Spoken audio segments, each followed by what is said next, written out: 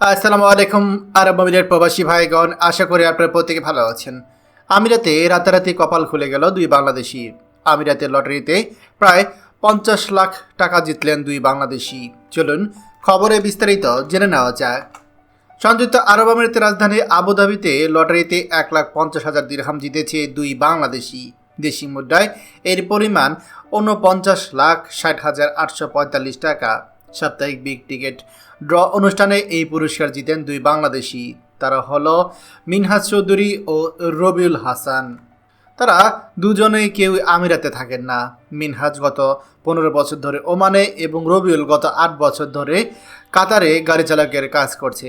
ইন্টারনেটের মাধ্যমে লটারির টিকিট কিনেছিলেন তারা।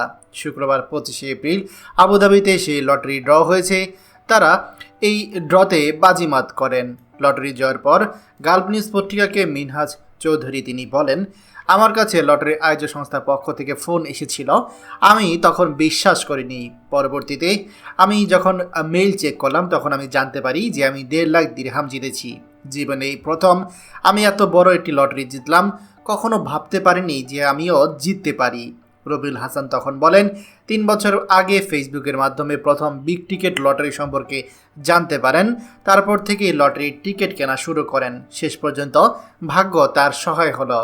প্রিয় আরব আমিরাত প্রবাসী ভাইগণ, সংযুক্ত আরব আমিরাতে এই বিগ টিকেট কোম্পানিগুলো তারা কিন্তু আপনার প্রতি সপ্তাহে এবং মাসে আপনার এই লটারি ড্র করে থাকে। খুব অল্প টাকার মাধ্যমে আপনি টিকিট কিনে আপনি চাইলে এই লটারিতে অংশগ্রহণ করতে পারবেন এবং এই লটারির মাধ্যমে কিন্তু আমাদের অনেক প্রবাসী কোটি কোটি টাকাও জিতেছে।